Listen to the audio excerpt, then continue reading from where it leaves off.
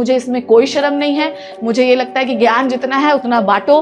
अगर 12वीं वालों को भला हो रहा है, 10वीं वालों को भला हो रहा है, 9वीं वालों को भला हो रहा है, 5वीं वालों को भला हो रहा है, नीट वालों का, CUET वालों का, तो भाई ले लो तुम ज्ञान। तुम बेस्ट हो, हमेशा रहोगे। इस चैनल पे मैं आपको बोर्ड्स की बायोलॉजी 100% प्रिपेयर कराऊंगी, गारंटी है। मैंने पहले दिन में पढ़ाने से पहले आपको बोला था कि जो भी बच्चा क्या है, चाहे वो क्लास 8 में भी मुझसे हेल्प मांगेगा ना, तो शायद यूट्यूब पे इसी चैनल पे मैं आपको क्लास 8वीं भी आके पढ़ा दूंगी। जिस भी एग्जामिनेशन को दे रहे हो शिद्दत से दो और फोड़ कर आना बच्चों। बोर्ड एग्जामिनेशन का दौर चल रहा है और उसी दौर में आपके बायोलॉजी के पेपर का नंबर आ चुका है। और जब आपका पेपर हो, चाहे किसी भी सेगमेंट का हो, तो आपकी शिप्रा मैम कैसे पीछे रह सकती हैं। सो अब बारी है क्लास 12th बायोलॉजी बोर्ड की। जिनका IT नहीं है उनका बायोलॉजी आखिरी एग्जामिनेशन होने वाला है।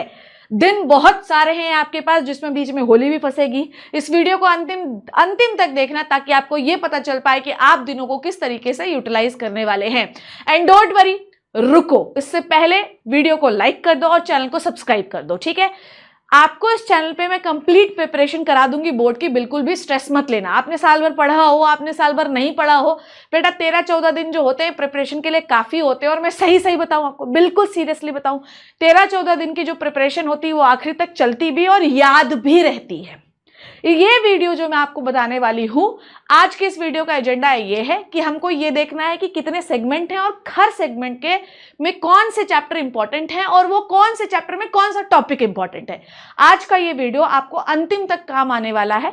स्क्रीनशॉट ले लीजिएगा, PDF को मैं टेलीग्राम पे भेज दूंगी, तो उससे भी ज्वाइन कर लीजिएगा। आप अड्डा 247 का ऐप डाउनलोड करके मेरी कम्युनिटी भी ज्वाइन कर सकते हैं, वहां पर भी ये PDF आपको मिल जाएगा। डोंट वरी, नीट वालों आप बिल्कुल परेशान मत होना, साथ ही साथ मैं नीट की प्रिपरेशन भी कराती रहूंगी। आई नो थोड़ा थकूंगी भी, पर रुकूंगी नहीं, ये बात याद रखना। और कमेंट सेक्शन में सारे बच्चे लिखेंगे yes I can do it.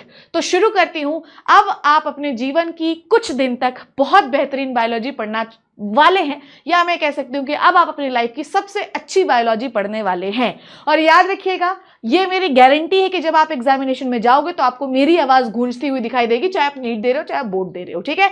तो चलो बिना किसी देरी के अपन लोग शुरू करते हैं कि आज मैंने आप लोगों के लिए क्या बनाया है। बहुत इंपॉर्टेंट चीजें हैं, ठीक है। सबसे पहले हम ये देखते हैं कि कौन कौन से चैप्टर जो है वो हमारे एग्जामिनेशन में इस बार आने वाले हैं। सबसे पहले रिप्रोडक्शन यूनिट में आएगा sexual reproduction in flowering plants, जो कि है 7 नंबर का। ह्यूमन रिप्रोडक्शन है 6 नंबर का। रिप्रोडक्टिव हेल्थ है 3 नंबर का। तो टोटल 16 नंबर की पहली यूनिट आने वाली है। दूसरी यूनिट सबसे इंपॉर्टेंट है, जो कि है जेनेटिक्स एंड इवोल्यूशन, जिसमें आपका principles of inheritance and variation 8 marks का, molecular basis of inheritance 8 marks का, इवोल्यूशन 4 मार्क्स का। टोटल 20 मार्क्स की ये यूनिट आने वाली है। और सबसे ज्यादा यही सबसे बड़ी यूनिट है, मतलब मैं ये कह लूं कि सबसे खतरनाक और सबसे महंगी यूनिट है यही है। समझ में आई बात? मतलब ये ड्रैगन फ्रूट है, जो फल भी अच्छा है, कठिन है और महंगा भी आता है, ठीक है। नेक्स्ट है बायोलॉजी इन ह्यूमन वेलफेयर। इसके अंदर 2 चैप्टर आते हैं, human health and disease and microbes in human welfare. Human health and disease बेटा 9 मार्क्स का आने वाला है। Microbes in human welfare 3 marks का आने वाला है। टोटल 12 मार्क्स की यूनिट है। 2 चैप्टर 12 मार्क्स बहुत होते हैं। नेक्स्ट है बायोटेक्नोलॉजी वाली यूनिट, प्रिंसिपल एंड प्रोसेसेस है 6 मार्क्स का, मतलब ये भी 12 मार्क्स की है। और एप्लीकेशन से भी 6 मार्क्स है। ये एप्लीकेशन बहुत इंपॉर्टेंट है बेटा, छोटा चैप्टर है पर बम चैप्टर है, नंबर अच्छे खास देता है। आखिरी यूनिट में लास्ट चैप्टर हटा दिया गया है, ऑर्गेनिज्म इन पॉपुलेशन से 5 मार्क्स का, इकोसिस्टम में 3 मार्क्स का, बायोडाइवर्सिटी एंड कंजर्वेशन से 2 मार्क्स का। अब जो आपके बोर्ड्स का वेटेज है ना, उसी हिसाब से नीट का भी वेटेज है, ठीक है। अगर आप देखे जाए तो 12th बायोलॉजी में नीट के लिए सबसे इंपॉर्टेंट यूनिट कौन सी है? आपकी जेनेटिक्स है। सेम विद द बोर्ड्स के साथ भी वही है, बस आपको सब्जेक्टिव लिखना है, वहां पे आपको ऑब्जेक्टिव अटेम्प्ट करना है, ठीक है।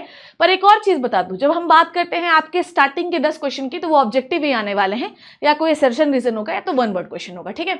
एग्जाम पैटर्न की हम बात करें तो सेक्शन ए में आपको वेरी शॉर्ट क्वेश्चन आएंगे, जिसमें आप 1 मार्क्स के होंगे सारे। सेक्शन बी में आएंगे शॉर्ट मार्क्स, जो कि 2 मार्क्स के होंगे। सेक्शन सी शॉर्ट आंसर, जो कि 3 मार्क्स के होंगे। और सेक्शन डी जो होगा उसमें केस बेस्ड या लॉन्ग आंसर आएंगे। अब मैं पहली बात बता दूं, अगर आप सेक्शन ए को अटेम्प्ट कर रहे हैं तो आपको क्या पढ़ना चाहिए? आपको 1 वर्ड आंसर आनी चाहिए और चीजों की डेफिनेशन अच्छे से होनी चाहिए। सेक्शन बी जो है वो बेसिक कंसेप्ट होता है और थोड़ा बहुत जो है एप्लीकेशन, मतलब इसमें आपको लिखना है। सेक्शन सी जो है इसमें डायग्राम भर भर के आते हैं बनाने के लिए, पहचानने के लिए, और इसमें आपको स्टेप वाइज चीजों को लिखना होगा। यहाँ पर आप 2 लाइन में लिख दोगे तो भी काम चल जाएगा, पर यहाँ आपको स्टेप वाइज चीजों को लिखना पड़ेगा। सेक्शन डी जो है वो मोस्टली क्या होता है बेटा, आपका लॉन्ग आंसर क्वेश्चन वाला होता है, और इसमें जो भी molecular basis of inheritance, principles of inheritance, biotechnology, इनमें से क्वेश्चन इसी लास्ट वाले में से आता है। अब आपको मैं बताने वाली हूं बेटा जो चैप्टर्स हैं, उनमें से हर सेक्शन ए में कौन से चैप्टर इंपॉर्टेंट है, कौन से चैप्टर के question bar bar section A में आते हैं, सेक्शन बी में कौन से चैप्टर के क्वेश्चन बार बार आते हैं, सेक्शन सी और सेक्शन डी में। सेक्शन ए में ह्यूमन रिप्रोडक्शन में हार्मोन और reproductive structure and its function पे क्वेश्चन आता है। मॉलिक्यूलर बेसिस ऑफ इनहेरिटेंस में DNA RNA genetic code central dogma से ऑब्जेक्टिव क्वेश्चन पूछे जाते हैं। नेक्स्ट है माइक्रोब्स इन ह्यूमन वेलफेयर में जो एससीपी है, ठीक है, single cell protein, antibiotics, industrial uses of microbes, मतलब कि ये किससे बनता है, ये आपके वन वर्ड क्वेश्चन या ऑब्जेक्टिव में पूछा जाता है। नेक्स्ट आते हैं बायोडाइवर्सिटी एंड कंजर्वेशन में से स्पीशीज की डेफिनेशन से आता है, हॉटस्पॉट से क्वेश्चन आता है, और कंजर्वेशन मेथड से आता है कि कौन सा एक्स-सिटू कंजर्वेशन है और कौन सा इन सीटू कंजर्वेशन है। नेक्स्ट आता है इकोसिस्टम में पिरामिड किस टाइप का होता है, इन्वर्टेड होता है, अपराइट होता है, ये पूछा जाता है। और प्रोडक्टिविटी से क्वेश्चन आता है कि net primary productivity, gross primary productivity, ये सब क्या है। नेक्स्ट आता है सेक्शन बी। सेक्शन बी में sexual reproduction in flowering plant से ज्यादातर क्वेश्चन आते हैं, डबल फर्टिलाइजेशन और एंडोस्पर्म फॉर्मेशन से। Principles of inheritance and variation से आता है, ब्लड ग्रुप, सेक्स डिटर्मिनेशन और मेंडल के रेशियो से। ये मैंने पूरा एनालिसिस करके आपको बताया है।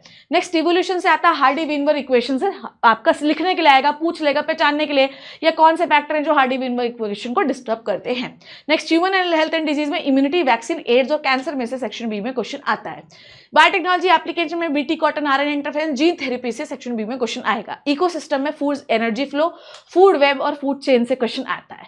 सेक्शन सी में ये सारे इंपॉर्टेंट टॉपिक है जैसे PCR, recombinant DNA technology, menstrual cycle, parturition, RNA interference, BT cotton, gene therapy, food web, food chain. ये सारे इंपॉर्टेंट कंसेप्ट है जो सेक्शन सी में पूछे जाते हैं, स्क्रीनशॉट लेते जाना, ठीक है। सेक्शन डी में क्या आता है, आओ देखो जल्दी से, फटाफट से देखो, आ जाओ।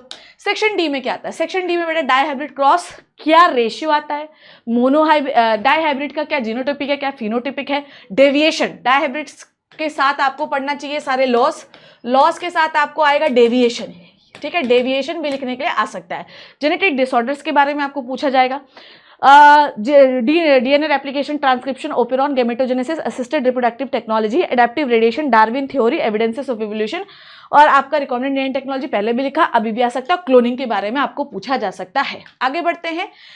इसमें एक और चीज मैं आपको बता दूं, ध्यान से समझिएगा ना बेटा, इसमें एक और चीज ये क्या हुआ, इसमें एक और चीज मैं आपको बता देती हूँ कि जब हम सेक्शन डी में आते हैं तो यहाँ पर ग्राफ्स भी पूछे जा सकते हैं, ठीक है। और सेक्शन ई भी आता है, ठीक है। सेक्शन ई जो है बेटा जी उसमें केस बेस्ड आता है, सीधी सीधी बात है। सेक्शन ई में आपको क्या आएगा, केस बेस्ड क्वेश्चन आएंगे, मतलब आपको स्ट्रेस लेना ही नहीं है। जो आखिरी सेक्शन है, लास्ट सेक्शन इज ओनली, ये जो बनाया ही गया है केस बेस्ड के लिए, ठीक है। तो लास्ट सेक्शन जो है बेटा, जो कि है सेक्शन ई, इसमें पूछा जाता है केस बेस्ड। क्या पूछा जाता है बेटा, केस बेस्ड क्वेश्चन आते हैं। और केस बेस्ड मैंने कई बार देखा कि बायोटेक्नोलॉजी से आता है। और आपको याद रखना कि साथ ही साथ आपका जो सेक्शन डी और सेक्शन ई है बेटा, इसमें ग्राफ बेस्ड क्वेश्चन भी आते हैं। तो प्रिपेयर फॉर द ग्राफ, जितने भी ग्राफ है उनको प्रिपेयर करना है। साथ ही साथ सेक्शन डी और सेक्शन ई में आपको कोई डायग्राम, तुमको पता है कैसे आता है, कोई डायग्राम दे दिया जाएगा, उस क्वेश्चन से हो सकता है रिलेशन भी ना हो, पर डायग्राम लिखा रहेगा तो आप घबरा जाओगे और पहले उस क्वेश्चन को अटेम्प्ट नहीं करोगे। तो ऐसे भी क्वेश्चन आते हैं, ठीक है बच्चे। तो ये सारे टॉपिक्स क्या हम प्रिपेयर करें, बिल्कुल करें। कैसे करें, क्या सीधे टॉपिक उठाएं और पढ़ लें, नहीं, आपको स्टेप वाइज चीजों को चलाना है, ठीक है। आपको क्या चलाना है बेटा, आपको स्टेप वाइज चीजों को चलाना है। कैसे चलाओगे, मैं चलाऊंगी। मैं क्या कह रही हूं बच्चों, आप अपने जीवन की सबसे बेहतरीन बायोलॉजी शिप्रा मैम के साथ पढ़ने वाले हैं। क्या आपको कहीं और जाना है, नहीं जाना है। क्या मैं सब पढ़ाने वाली हूँ, सब पढ़ाने वाली हूँ।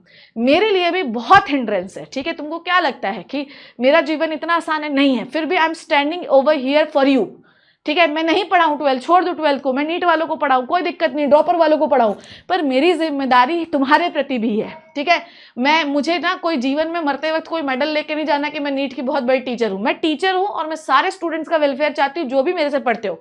मैंने पहले दिन में पढ़ाने से पहले आपको बोला था कि जो भी बच्चा क्या है, चाहे वो क्लास 8 में भी मुझसे हेल्प मांगेगा ना, तो शायद यूट्यूब पे इसी चैनल पे मैं आपको क्लास 8वीं भी आके पढ़ा दूंगी।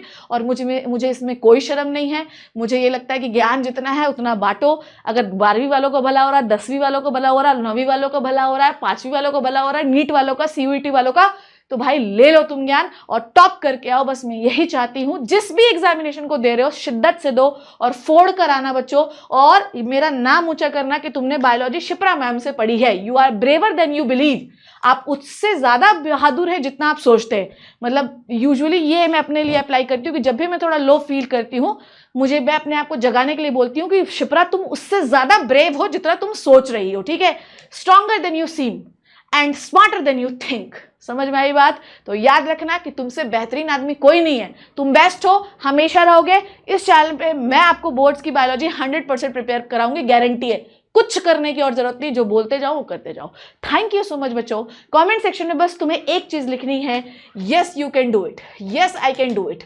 जब भी मेरा सेशन देखो, yes I can do it, चाहे नीट वाले देखो, चाहे सीयूटी वाले देखो, चाहे बोर्ड वाले देखो, yes I can do it लिखो। जब लिखोगे, मैनिफेस्ट करोगे, तो आपका सिलेक्शन भी होगा और आप टॉप भी करोगे। ठीक है बच्चों, I hope you like enjoyed the video. Thank you so much बच्चों, take care and bye bye.